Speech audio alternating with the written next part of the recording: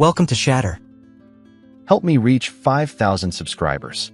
Support the video with a like and leave your thoughts in the comments. I knew something was wrong the moment she said it without even looking at me. She stood by the sink with her Starbucks cup half empty and told the room we weren't physical anymore because I didn't try hard enough. She didn't say it with anger. She said it like a conclusion she'd rehearsed. I didn't answer at first. I just watched her scroll her phone with that distant half smile she used when talking to someone who wasn't me. When she finally glanced up, I told her the truth as calmly as a man stating inventory numbers. I stopped trying when rejection became routine. The words didn't raise my voice, but they raised something else: her eyebrows, her guard, her distance. She walked out of the kitchen like I'd inconvenienced her, like I was the problem she didn't want to troubleshoot. But the real beginning wasn't that morning. It started 2 months earlier, the day she sold that old dining table on Facebook Marketplace. I remember hearing her laugh, soft, unfamiliar, at something the buyer messaged. His name was Tyler. She said he was friendly for a stranger. She said it like that was rare. I didn't think much of it at the time. People buy furniture. People talk. People move on. Except she didn't move on. It started with, "Thanks again for the pickup." Then, "Let me know if you need help assembling the replacement." Then photos of options. Then jokes about how she lived in her Nike leggings like they were a personality trait. Then messages on the way back from Costco. Each one harmless if you looked at them alone. Not harmless at all when you lined them up. I first noticed the shift the night she ignored our usual show on Hulu to answer someone with unreadable intensity. She tucked her phone into her lap the moment I walked into the room. She never used to hide anything. She never used to guard her screen like it contained oxygen. I remember sitting there, watching the reflection of her smile glow off the dark TV screen. That was the first time I felt the floor tilt under us. Not because she'd met someone better, because she'd met someone who made her feel noticed. And I was just the man who didn't try hard enough. I didn't go looking for proof. It came looking for me in small, careless moments she didn't think I'd notice. The first one happened on a Tuesday afternoon when I walked past her office door and heard her laugh, the kind that didn't belong to our house anymore. When she realized I'd heard it, she instantly straightened and said it was just a client message. But she angled her phone away like the screen carried a secret. Later that night, she posted a story about decluttering weekends and tagged nothing, but the table she sold on Facebook Marketplace was in the background, freshly missing. The empty space felt staged, like she wanted someone specific to notice it. The second moment came when she left for a quick Costco run. Those trips used to take 30 minutes. That day it took 3 hours. When she returned, she wore her usual Nike leggings and a smile she hid the moment she saw me.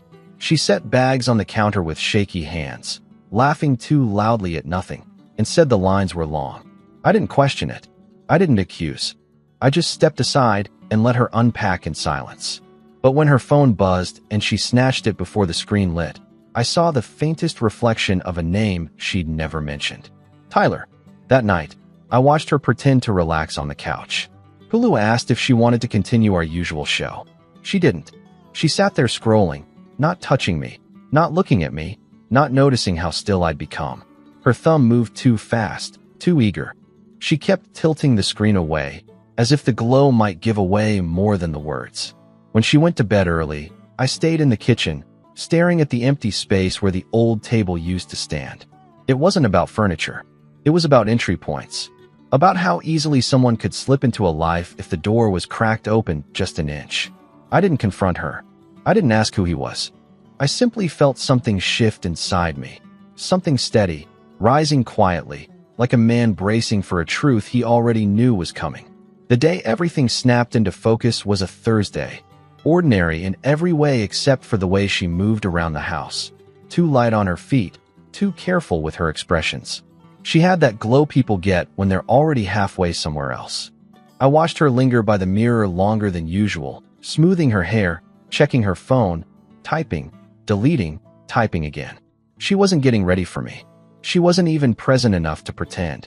When she left for another quick Costco pickup, she didn't know I was still in the driveway, sitting in my car, waiting a full minute before following her route at a distance. I didn't trail her like a detective. I simply wanted truth, clean and unfiltered. I kept far enough back to avoid attention, close enough to know exactly where she was going. She didn't turn toward Costco. She pulled into a small residential street 2 blocks away, parked near a row of old ranch-style houses, and waited with both hands on the wheel. I watched her inhale slowly, check her makeup in the rear view, then glance at her phone. A moment later, a man walked up to her window carrying a tool bag and a casual confidence that didn't match his work boots. I recognized him instantly from the Facebook Marketplace profile picture. Tyler, the talkative buyer, who suddenly had a reason to message her long after the table sale was done. She stepped out of the car, not close enough to touch him, but close enough for the air between them to do the work. He laughed at something she said, that easy kind of laugh that comes from someone who has nothing to lose.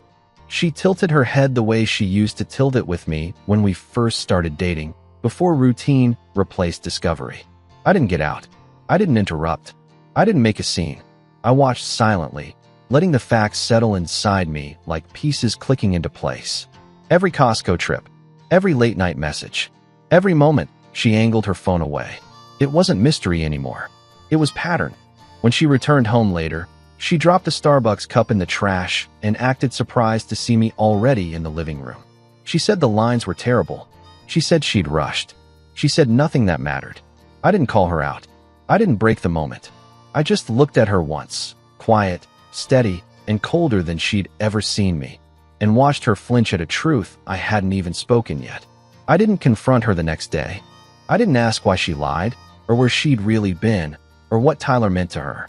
Instead, I woke earlier than usual, dressed in complete silence, and walked out before her alarm began its soft vibration on the nightstand.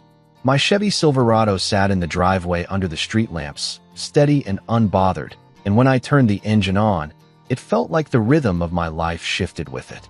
That was the only time I ever named the truck. After that, it was just the car, the place where her reach couldn't follow. I drove without destination for nearly an hour, letting the morning darkness cut the last threads of expectation. By the time she stepped into the kitchen holding her usual Starbucks cup, I was already halfway across the city, settling into a pace that didn't include her anymore. At work, I stayed in motion. Meetings, calls, planning sessions, everything I used to slow down for, I now moved through with a clarity she hadn't seen in years. When my phone buzzed around lunchtime, I let it ring until it died out. She called again, then again.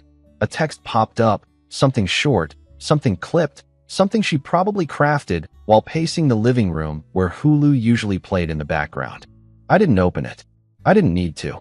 When I finally returned home that evening, the house felt strangely organized, like she had spent hours trying to reassemble fairness or control. She stood in the hallway wearing those same Nike leggings, arms folded, face tight, with something between confusion and panic. She asked why I'd left so early. She asked if something was wrong. She asked why I felt distant. She asked everything except the one question that mattered. I didn't answer. I walked past her, hung my jacket, and let the silence say what I wasn't going to spell out for her. She followed me into the kitchen, quieter now, almost unsure. She reached for my arm, but stopped halfway, as if afraid of what she'd feel when I didn't turn toward her. The distance she once created was finally standing between us, but this time, it belonged to me. The shift in her behavior came faster than I expected. By the 5th day of my new schedule, she was unraveling in ways she didn't understand. She kept trying to pull me back into the version of our life where she set the rhythm and I adjusted. But I wasn't adjusting anymore. I woke before dawn, left without noise, returned without explanation, and moved through the house like someone who no longer needed permission to breathe. She noticed the change before she admitted it. She lingered in doorways, watching me lace my boots, watching me check my calendar, watching me close the door behind me without the usual goodbye. It wasn't cruelty. It was clarity, the kind she'd never expected from me. One evening, I walked into the living room and found her sitting on the couch with the TV off. Hulu's home screen glowed faintly, the cursor blinking, untouched. She looked like she'd been waiting there for hours and didn't know how to start a conversation that might expose everything she'd been hiding. When I passed through the room, she straightened as if preparing for impact. She said she felt like I was avoiding her. She said the house felt different. She said she wanted to talk. Her voice was steady at first, then wavered slightly when she realized I wasn't slowing down or turning toward her. I didn't respond. I moved to the kitchen, poured a glass of water, and took my time. She followed me reluctantly, wearing those Nike leggings she'd started choosing every time she needed to step out for a bit. She waited for me to ask where she'd been. I didn't. She set her phone on the counter, screen up for once, almost like she wanted to prove something. But even from across the room, I could see the way her eyes flicked toward it, twice, 3 times, waiting for a message that didn't arrive. Maybe he hadn't answered. Maybe he was working. Maybe he felt her slipping too. I walked past her and sat at the dining table. She hovered behind me, unsure, grasping at silence she didn't know how to interpret. She was no longer hiding her anxiety. And for the first time, she wasn't worried about losing my affection. She was worried about losing access. The social hit came quietly, almost politely, the way truth usually does in circles that pay attention to everything except what matters. It started when I stopped covering for her, without saying a word, without exposing anything, without trying to protect the image she'd spent years curating. I simply removed my presence from the spaces where she relied on me to steady her reputation. And people noticed the absence immediately. At her cousin's birthday gathering, I arrived late and stayed near the back patio, talking with her uncles about work and supply chains. When she finally walked in, she scanned the room for me with practiced confidence. But when she saw the distance I kept, physical and emotional, it broke her timing. She hesitated mid-step, then forced a smile that didn't land on anyone. Her aunt approached her first, gently, with the kind of tact older women use when they already know the answer. She asked if everything was fine at home. Not nosy, just curious. My wife brushed it off with a laugh that fell flat. She tried to redirect the conversation, but her aunt's eyes drifted toward me, standing alone, clearly not orbiting the way I used to. It wasn't suspicious, it was noticeable. Later, near the kitchen island, I overheard her cousin mentioning how she'd been out and about a lot lately, especially on those long trips to Costco. Another relative chimed in, saying she'd seen her parked in a neighborhood far from any shopping area. No accusations, no harsh tones, just small comments that cut through her composure like thin paper. She glanced my way again, expecting me to step in, smooth things over, shield her from any awkwardness. I didn't move. I didn't offer a look, a nod, or a lifeline. I just stayed exactly where I was, sipping water and answering questions about work like nothing in my world was out of place. For the first time, she felt the strain of standing alone. When we got home, she lingered by the doorway, waiting for me to say something, anything, that would pull her back into the center of my attention. Instead, I walked past her, set my keys down, and started loading the dishwasher. She watched me the way someone watches a door that's closing too quietly to stop. Her isolation didn't arrive with shouting or confrontation. It arrived in the quiet moments she never thought would matter. I started coming home later, not out of spite, but because the car had become the only place where my thoughts didn't feel interrupted. I'd sit in the driveway for 10, sometimes 15 minutes, watching the house lights glow behind the curtains. She used to wait for me at the door. Now she hovered somewhere inside, unsure whether she should come out or pretend she wasn't watching. When I finally stepped in, she was usually standing in the living room, pretending to scroll but not touching anything on her screen. Hulu would be paused, not because she'd been watching it, but because she didn't know what to do with her hands. She looked smaller in those moments, like the stillness of the room made her nervous. She'd ask if I'd eaten. I'd nod. She'd ask how work was. I'd say fine. Nothing rude. Nothing sharp. Just trimmed-down responses that didn't invite more. She followed me more now. When I walked down the hallway, she drifted behind me like a shadow out of rhythm. She lingered near the bedroom doorway as I changed, and her eyes tried to catch mine with a softness that used to come naturally. But every time she reached for some emotional cue, she found a wall instead. Not anger, just neutrality. A version of me she'd never had to face because she'd always assumed she controlled the emotional temperature. One night, she sat on the kitchen stool in her Nike leggings, elbows on the counter, head low. She wasn't pretending anymore. She asked the room why I wouldn't talk to her.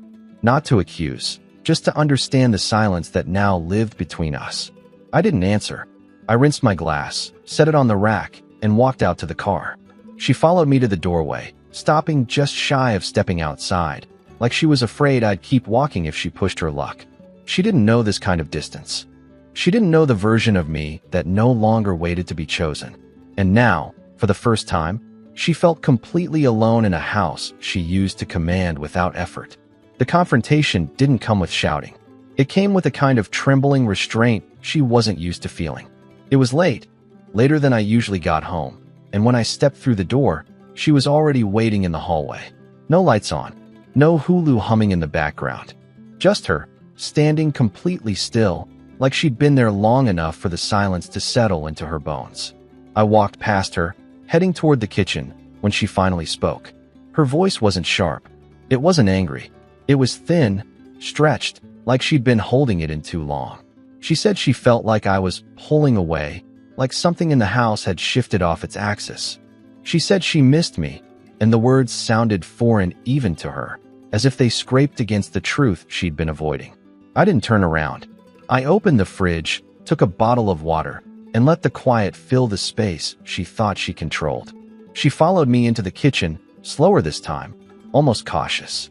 She stood there in her worn Nike leggings, arms wrapped around herself like she needed protection from the cold I wasn't directing at her. It was just who I'd become. She told the room she didn't understand why I didn't try anymore, why I didn't reach for her, why I didn't want to fix whatever was broken. I didn't answer, not because I didn't have words, but because she already knew them. She just didn't want to face the version of me who no longer chased her attention, the version she created. She stepped closer, testing the distance, searching my face for something familiar. She reached out, not a hug, not a demand, just fingertips brushing my arm like she wanted to check if I was still real. I didn't move. I let her hand fall on its own. Her eyes changed then. Something in her cracked, not dramatically, not loudly, but in the quiet way someone realizes the person they assumed would always be soft has turned into something unreachable. When I walked toward the back door to sit in my car, she whispered that she felt like she was losing me. I didn't look back. She wasn't losing me. She'd stopped having access to me the moment she gave her attention to a stranger from Facebook Marketplace. Her collapse didn't look dramatic. It looked like a woman losing her grip one silent inch at a time. I watched it happen the way I watch operational failures at work. Patterns, small deviations, systems faltering before they fall. She woke earlier than usual, drifting through the house like she was trying to catch up to a life that no longer matched her pace. She walked past the mirror without checking her reflection. She made coffee but forgot to drink it. She picked up her phone, set it down, picked it up again. Nothing came through. No messages. No late notifications. Not even from the man she'd given pieces of herself to in parking lots and quick stops on the way from Costco. By midweek, she wasn't pretending anymore. She sat at the dining table in her oversized sweater, staring at the empty space where the old table once stood. The one she sold. The one that opened the door. It was almost poetic that she kept looking at that patch of floor like it might explain what was happening to her. I came home after dark that night. She was on the couch, knees pulled to her chest, Hulu paused on a loading screen she hadn't bothered to watch. When she looked up at me, there was no hostility, no defensiveness, no indignation. Just the stunned expression of someone who finally understood consequences. She whispered into the quiet that she didn't know how we got here. She said she felt like she was fading inside her own home. She said she didn't recognize me anymore. Her eyes were red, not from crying, but from holding it back. I stood in the doorway, watching her stare into the kind of emptiness she once pushed me into. She had all the space she'd carved out between us, just not the person she expected to fill it. She reached for her phone again, then set it down like it burned. I could see it in her posture, in the way her shoulders caved. He wasn't answering. Or he drifted. Or he'd lost interest now that the chase was gone. She wasn't anybody's priority. When I walked past her, she whispered that she felt like she was disappearing. She wasn't disappearing. She was finally facing the silence she built with her own hands. The final break didn't happen during a fight. It happened on a morning so still it felt staged. I woke before sunrise, the way I had for weeks, and walked into the kitchen to grab my keys. She was already there, sitting at the table in the same sweater she'd slept in, hands clasped like she was holding something fragile that kept slipping through her fingers. A cold Starbucks cup sat untouched beside her. She didn't even try to hide the fact that she'd been waiting for me. I stopped by the doorway, not out of hesitation, but because the silence carried a weight even I wasn't expecting. She lifted her eyes slowly, the way people do when they don't know if the person standing in front of them is still theirs. There was no anger left in her. No excuses. Just a kind of tired truth that didn't need words. She said I wasn't the same man. Not an accusation, an observation. She said I felt distant, unreachable, redesigned into someone she couldn't read anymore. She admitted she didn't know how to talk to me now. She didn't apologize. She didn't confess. She didn't explain. Maybe because she knew explanations would insult both of us. I sat across from her, keeping the distance between us intact. She searched my face with the desperation of someone trying to recognize a place they'd abandoned too long. She said she missed who we used to be. She said she felt scared. She said she didn't know how everything slipped so far. I let her speak. I didn't interrupt. When she finally fell quiet, I told her the only truth that mattered, that I didn't pull away first. I just stopped trying to restore what she had already given to someone else in pieces. Her breath shook, and she looked down at the table like she expected to see the old one, the one she had sold on Facebook Marketplace, still grounding the room. But there was nothing there, just space. I stood, grabbed my jacket, and walked toward the door. She asked, barely audible, if this meant I was leaving for good. I didn't answer. I didn't need to. Some losses announced themselves in silence. And once that silence settles, nothing in the house sounds like home anymore. What would you have done in my place? If the story hit you, leave a like. And don't forget to subscribe. It only gets stronger from here.